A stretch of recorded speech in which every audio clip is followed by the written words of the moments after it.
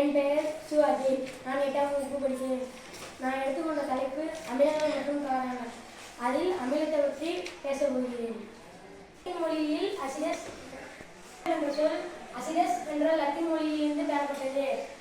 அமிலம் இயற்கையாகவே புளிப்பு சுவை உடையது. அமிலங்கள் இயற்கையாகவே ஹைட்ரஜனை கொண்டிருக்கும். அமிலங்கள் இப்போ என்னென்ன இருக்குன்னு பார்க்க போகிறோம்.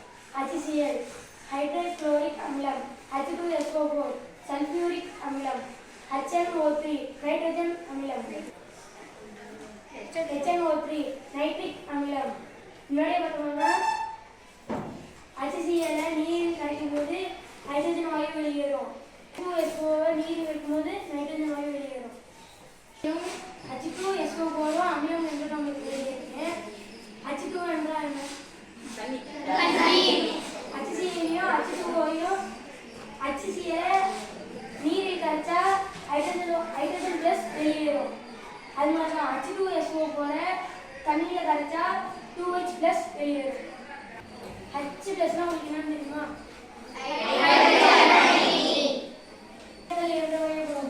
அது சொன்ன கரிம அமிலம். கரிம அமிலம் என்றால் உங்களுக்கு என்னன்னு தெரியுமா? சரி, நானே சொல்லுவேன். காய்கறிகள், பழங்கள், இதுதான் கரிம அமிலங்கள். அப்புறம் கரிம அமிலங்கள்லாம் தொழிற்சாலைகளில் செயற்கையாக தயாரிக்கும் அமிலங்கள் கரிம அமிலங்கள் ஆகும். கரிம அமிலங்கள் எந்தெந்த உணவுப் பொருளில் இருக்குன்னு உங்களுக்கு தெரியுமா? தெரியும். சொல்லுங்க.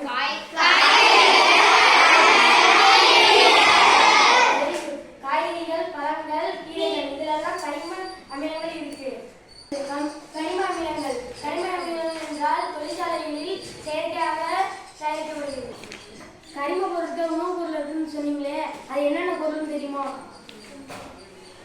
சரி, தெரியாத நானே சொல்றேன். ஒரு சில உணவுப் பொருட்களை எடுத்துக்கிட்டேன். அதில் உள்ள அமிலத்தை பற்றி காட்ட போகிறேன். முதல்ல பாலில் லாக்டிக் அமிலம் இருக்கு. அடுத்தது புளியில் டாக்டாரிக் அமிலம் இருக்கு. இது என்னன்னு யாருக்காச்சும் தெரியுமா? தெரியும். உங்களுக்கு பிடிக்குமா? பிடிக்கும். இதில் என்ன அமிலம் இருக்குன்னா ஆக்சாலிக் அமிலம். நம்ம வெயில் காலத்துலலாம் ஜூஸ் போட்டு குடிக்கணும். அது என்ன பழம்? அதில் என்ன அமிலம் இருக்கு? அடுத்தது தயிரில் லாக்டிக் அமிலம். பாலிலே இதுலேயும் ஒரே அமிலம்லாம் இருக்கு. ஏன்னா HCl இதில் ஹைட்ரோகுளோரிக் அமிலம். நம்ம அமிலத்தோட இயற்பியல் பண்பு பார்க்க போகிறோம். முன்னாடியே பார்த்தோம்னா அமிலம் என்ன சுவையுடையது? யாராச்சும் அமிலத்துக்கு நிறம் பார்த்துருக்கீங்களா?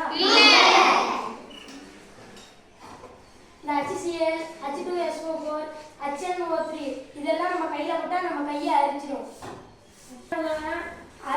அமிலங்கள் அரிக்கும் சுவையுடையது. அமிலங்கள் நீரில் நன்கு கரையும். கரைந்த அமிலங்கள் மின்சாரத்தை கடத்தும். உங்களுக்கு ஒரு முக்கியமான விஷயத்தை சொல்ல மாட்டேன். இது என்னன்னு தெரியுதா? இந்த லிட்மஸ் தாள் என்ன கலர்னு தெரியுதா? அமிலம் ப்ளூ கலர், ரெட் கலராக மாற்றும். இப்போ பார்த்ததெல்லாம் நம்ம அமிலத்தோட இயற்பியல் பண்புகள். இப்போ பார்க்க போகிறது அமிலத்தோட வேதியியல் பண்புகள். இப்போ அமிலத்தோட வேதியியல் பண்பு பார்க்க போகிறோம். உலோகத்துடன் வினை. உலோகமும் அளவும் சேர்ந்தால் உலோக உப்பு நைட்ரஜன் வாயு வெளியேறும். உலோகத்தை எடுத்துன்னு போனோம்னா Z என்னது? 2HCl ஜிங்க் குளோரைடு ஹைட்ரஜன் வாயு வெளியேறுது. இந்த ஜிங்க் குளோரைடுனா என்னன்னா உலோக உப்பு. அடுத்தது என்னன்னா கார்பனேட் மற்றும் பைகார்பனேட்டுடன் அமிலம் இணைப்புனா என்னென்ன பொருள் பார்க்க போகிறோம். CaCO3னா என்னது? அதோட ஒரு அமிலத்தை சேர்த்தோம்னா H2SO4 சேர்த்தோம்னா carbon sulphate, calcium sulphate, carbon dioxide, அப்புறம் நீர் இதெல்லாம் கிடைக்குது. மூணாவது என்ன பார்க்கணும்னா உலோக ஆக்சைடுடன் வினை. அதுக்கு CaO என்னது? கால்சியம் ஆக்சைடுடன் அமிலத்தை வினைக்குள்ள என்ன நடக்குதுன்னு பார்க்க போகிறோம். அதில் கால்சியம் குளோரைடு கிடைக்கும். மீதி நீர் மட்டும். இப்போ பார்த்தோம்ல அதெல்லாம் அமிலத்தோட இயற்பியல் பண்பு பார்த்துருக்கோம். பார்த்துக்கலாம். தேங்க்யூ. அனைவருக்கும் வணக்கம். என் பெயர் தாரோஷிகா. நான் 8ஆம் வகுப்பு ஆ பிரிவில் படிக்கிறேன். இப்பொழுது நான் உங்களிடம் அமிலம் மற்றும் காரங்கள் என்ற பாடத்திலிருந்து காரங்களை பற்றி பேச வந்துள்ளேன். காரங்கள் வந்து கசப்பு சுவையை பெற்றிருக்கும். காரம் வந்து சில நேரத்தில் மட்டும் திரவ நிலையில இருக்கும், ஆனா எப்பவுமே திண்ம நிலையில தான் இருக்கும். காரங்களை வந்து தண்ணியில போட்டா அது வந்து ரொம்ப ஸ்மூத்தா இருக்கும். நீங்க வந்து குளிக்கிற சோப்பு, துணி துவைக்கிற சோப்பு, ஷாம்பு அதெல்லாம் தண்ணியில கலந்தீங்கன்னா உங்களுக்கு எப்படி இருக்கும்? ரைட்டு, வெரி குட், வழவழப்பா தான் இருக்கும். அமிலம் வந்து H+ அயனியை தரும், ஆனா காரம் வந்து OH- அயனியை வந்து நம்மளுக்கு தருது. காரத்துக்கு நிறம் இருக்கா? காரம் வந்து சிவப்பு லிட்மஸ் தாளை வந்து நீலமா மாத்துது. இது எல்லாமே காரத்தோட இயற்பியல் பண்புகள். உங்களுக்கு புரிஞ்சுச்சா? இதுவரை நம்ம பார்த்தது காரத்தோட இயற்பியல் பண்புகள். இப்போ நம்ம பார்க்க போறது காரத்தோட வேதியியல் பண்புகள்.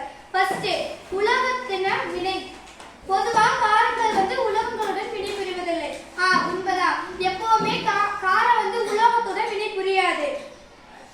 அலுமினியம் மற்றும் துத்தநாகம் போன்ற உலோகங்கள் சோடியம் ஹைட்ராக்சைடுடன் வினைபுரிந்து சோடியம் அலுமினியத்தையும் ஹைட்ரஜன் வாயுவையும் தருகிறது. இந்த அலுமினியத்தையும் ஹைட்ரஜன் வாயுவையும் நமக்கு தருது. எடுத்துக்காட்டா அலுமினியம் பிளஸ் சோடியம் ஹைட்ராக்சைடு அப்புறம் பிளஸ் நீர் எல்லாம் சேர்ந்து சோடியம் அலுமினியத்தையும் பிளஸ் ஹைட்ரஜனையும் நம்மளுக்கு தருது.